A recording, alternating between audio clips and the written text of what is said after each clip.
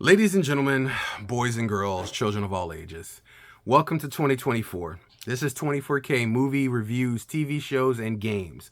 We give it to you straight. We say it plain, nothing lame. We don't need to explain.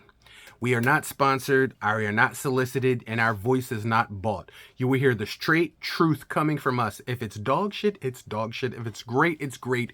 If it's not good, it's not good. If it's if it's a don't waste your time, we're going to tell you don't waste your time, period. So this is the fourth movie review of 2024 in January. Hopefully we'll be able to run like a truckster and get more of this down. You guys have been showing love to my channel lately, and I absolutely love it. Some of my videos you blew up amazingly, and I thank you for that. I hope you enjoy these reviews as they are coming from somebody who is a cinephile, who loves movies, and I am from the golden age of television and movies. Over half a century I come from. Unfortunately, a brother is old. Doesn't look like it, but a brother is old. But I have the ability to see the entire span of classic, old school, new classic, 2000s and beyond. Because once we hit the 2000s, man, that's been a Wild West out here. And unfortunately, not everything has been good. And we live, unfortunately, in a day and age where they just churn out shit after shit after shit, and it's not good.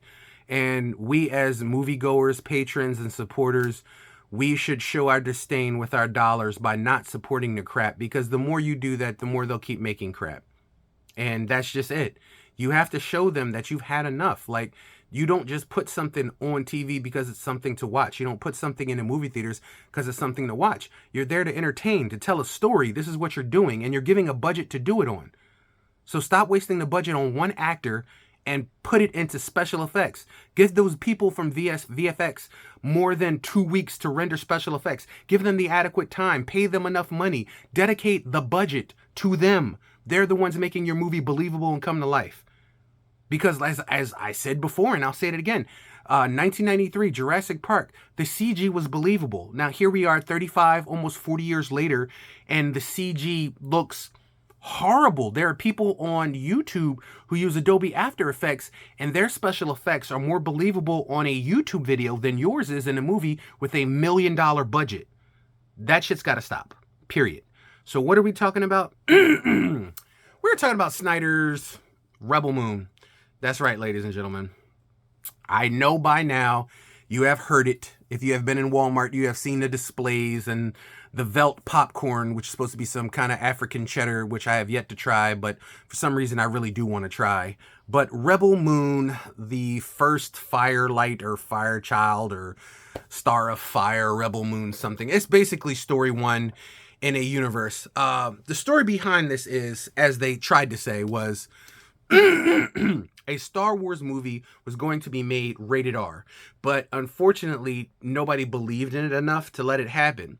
So Snyder went his own way and decided to make his own movie, but unfortunately he wasn't able to use any of the names or characters from Star Wars, which if you watch this movie, you'll get it right off the back, because it is a Star Wars clone directly from the minds of Star Wars, period. Having said that, the movie has a lot of woke culture that it suffers from. It also suffers from everything that we consider to be... Put it this way. The movies you watch nowadays, there is a checkbox all across there.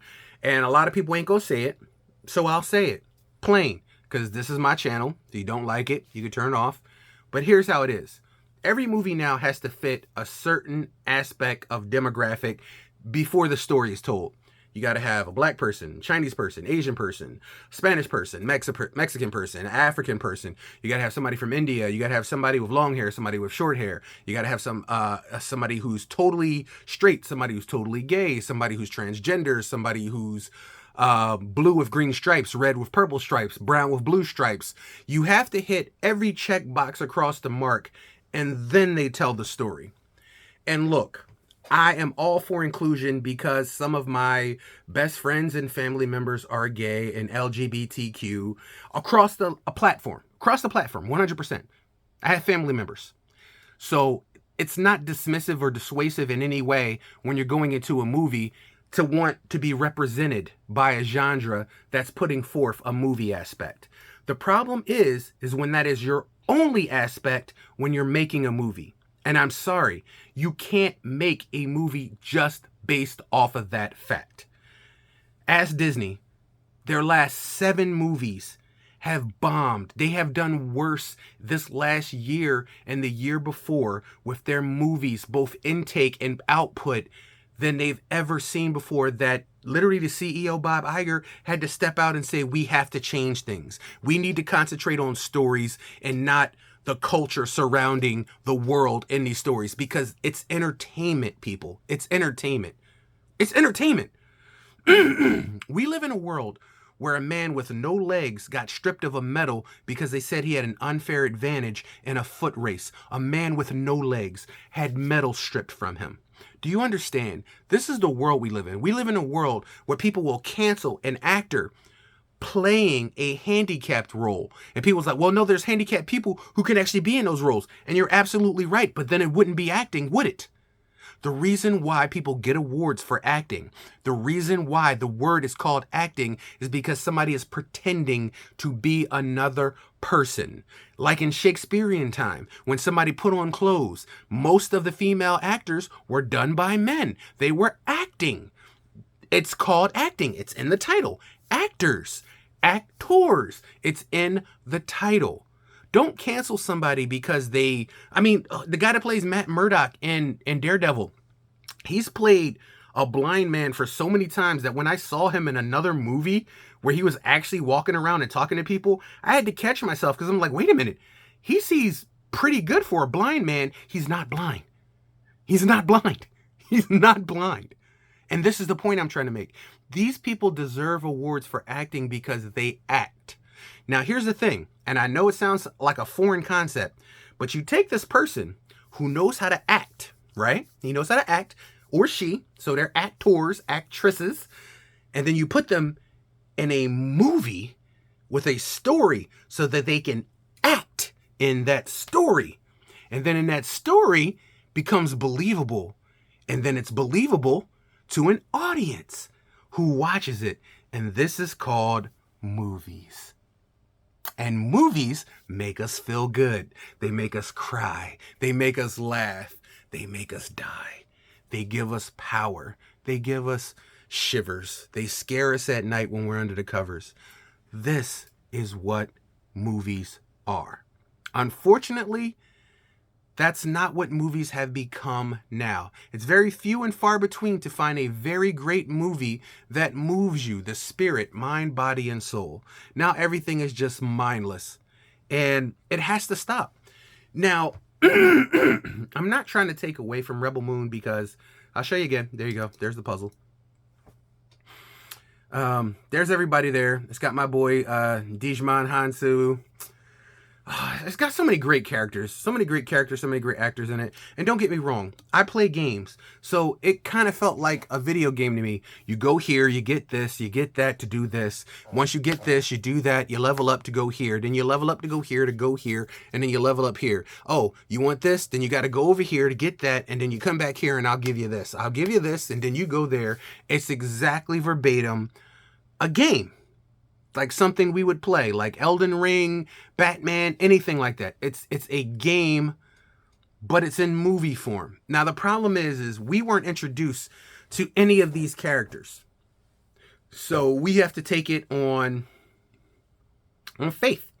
We have to take it on faith that this person is this person can do that person, this person is that person, this is the way the world is, this is why the way the world is. You know what this movie reminded me of? It reminded me of that third Riddick movie where the necromongers were going around changing people's faith and turning them into it. That's exactly what this reminded me of. Matter of fact, 2 of the 3 bad guys in this movie look like necromongers. So I was like, what are they? I was like, is this the necromonger faith? Like, are there Furians? Like, they stole from the Riddick movie.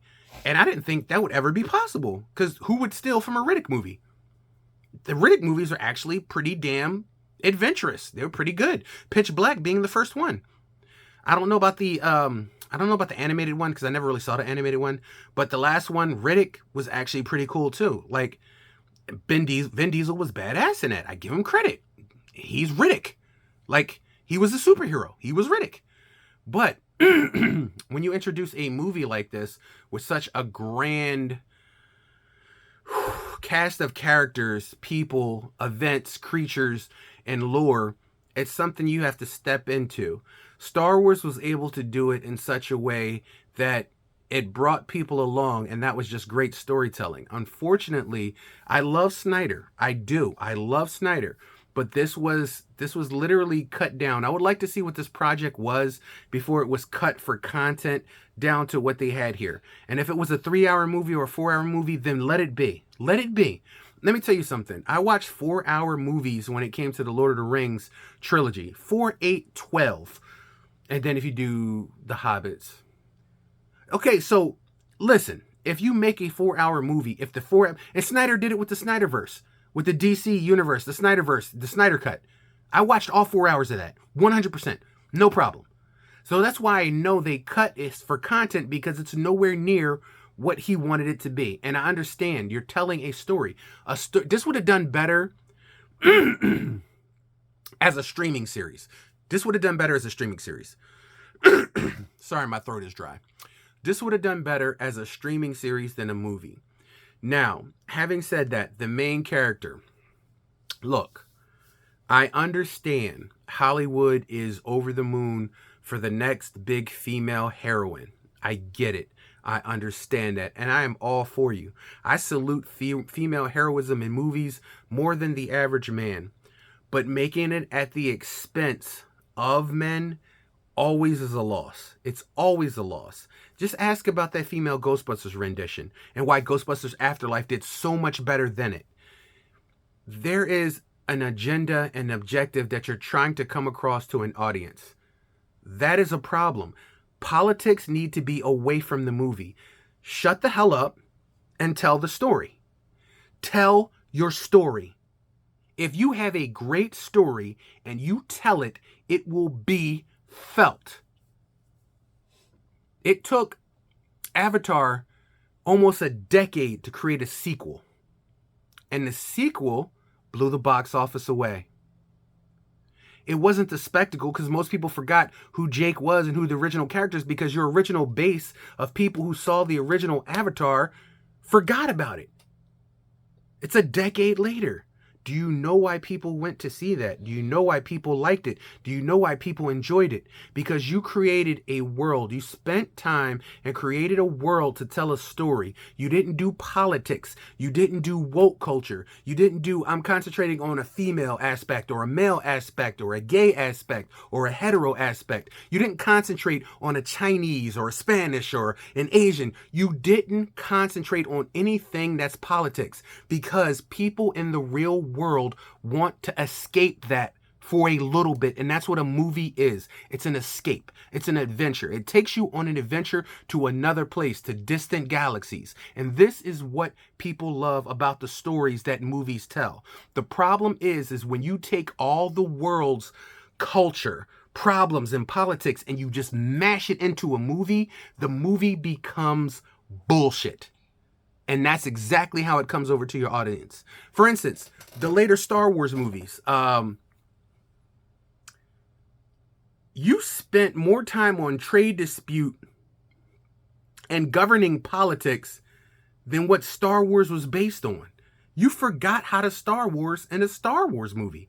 I never thought I would ever see that in my entire life. And can somebody explain something to me? Episodes 1, 2, 3, 4, 5, and 6. Everybody who caught a lightsaber to the stomach or chest died. Ball game. No coming back. You dead, son. We had the funeral. Yeah, you was dead. But in the latest 3 ones, now all of a sudden, anybody who catches a saber to the chest, which are all female, they can live them. They can outlive them. They can be brought back. They can force heal. When the hell was this a thing? Did Qui-Gon, who was a master Jedi, not have the ability to force heal? Was there not a tank like the Mandalorian soaked in where they could take Qui-Gon and save him? Because it's funny, because watching The Obi-Wan series, I saw a Padawan young girl catch a saber to the chest and live it. And then she came back again and Vader caught her again and she lived through it.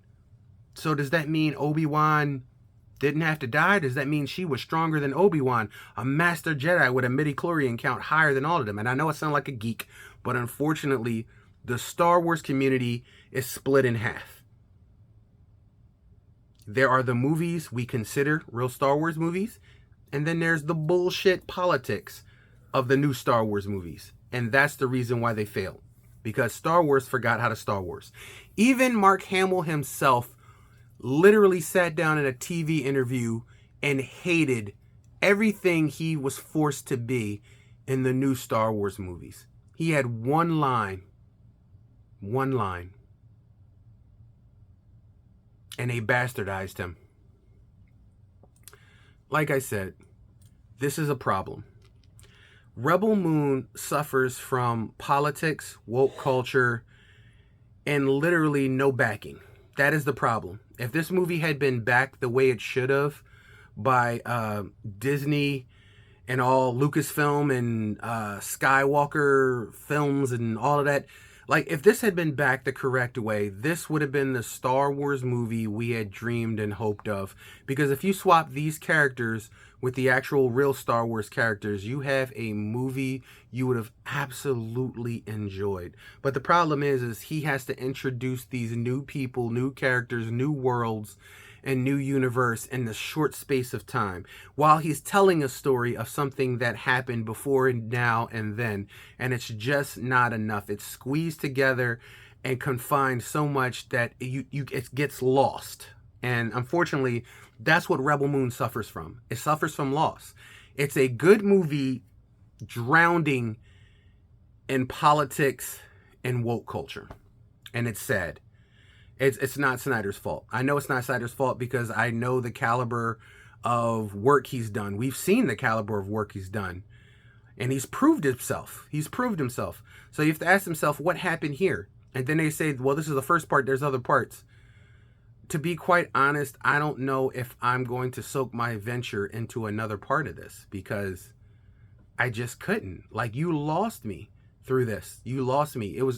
I literally became so confused at points that I just, I couldn't hold on to what your storyline was, what your sub-storyline was, what the subplot was, what the main plot was. It just became, there was a robot who had antlers on his head who was acting human, was part of a race or something that didn't go anywhere. Like, there were characters that you brought in that went nowhere. There was things that happened that went nowhere because we needed another movie to introduce us into your universe before we got here. So unfortunately, I cannot give this movie a high rank as much as I love Snyder. As much as I love Snyder, I cannot give this a huge ranking. So the question is, Rebel Moon, where to put you here in the Game Dojo? Part 1. I don't know if I'm going to do part 2. We're going to have to see. Their best better get a hell of a lot better, or my TV selection is going to look a whole hell of a lot worse because I ain't going to be watching it. So, definitely not Copper, because you did try. You did have special effects. You had beautiful scenes and set locations. You showed that you did have visual. You showed that you had the visual effects. I mean, there were some points in here where you're just like, yeah, that's bad CG. But there were other parts where you're just like, that is really good. So you can see where the budget was dedicated to. You can also see who the budget was dedicated to when it comes to character development for some of the characters in here. Some of the people you could have just done without, and some of them, you know, what the hell were you thinking? So this is definitely not going to be a platinum. I would love to give this movie a gold standard, but I cannot. I am not that person, and I'm not going to fake the funk on a nasty dunk. And this is a nasty dunk. No. Having said that,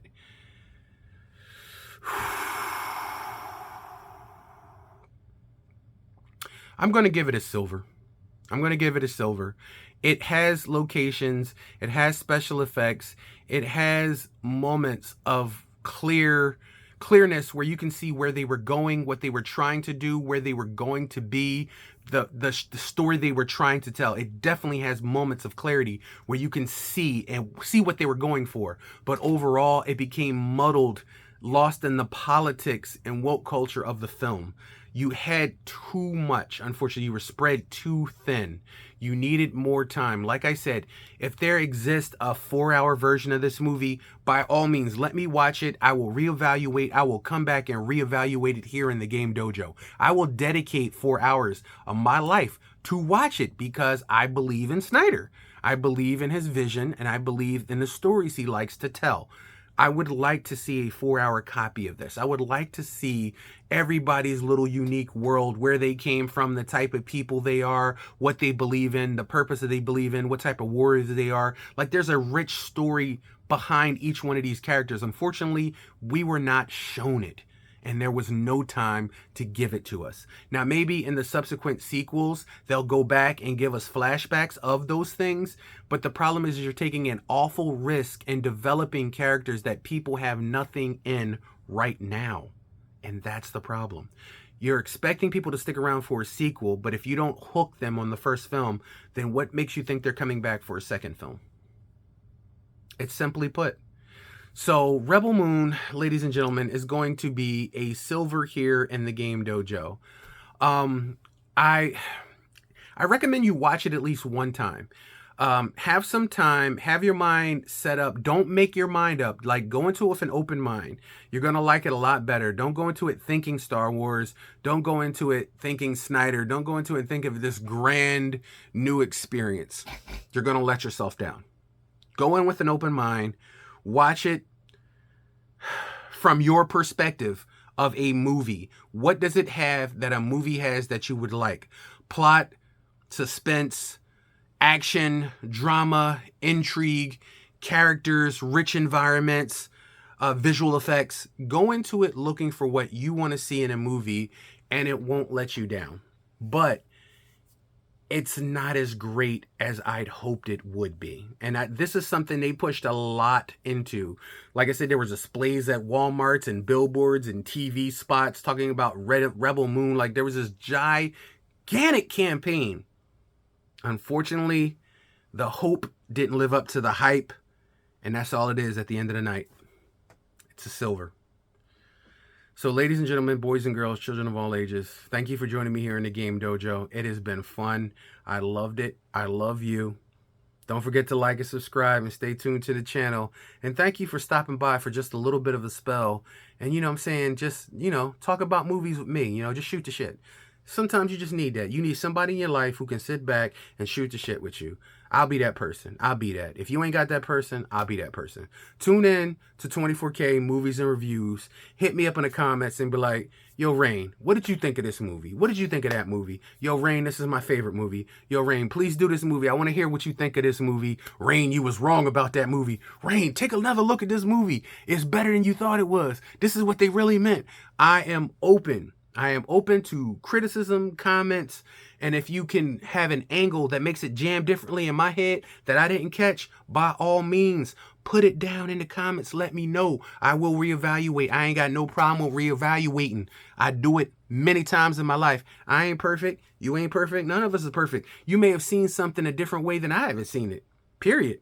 Because I know the way I'm talking about Rebel Moon, there's people that shit all over this movie. Like, literally, there's nothing positive they have to say about this movie at all. I, unfortunately, have the ability to see, through the little alleyways, there were some cracks of light. Some cracks of light that were better than some previous movies that I had seen. And that's what we do. So until next time, take care of yourself and each other. I love you guys. From 24K in the Game Dojo in the heart of Gamer Nation, I'm the Game Ninja. Check you out later.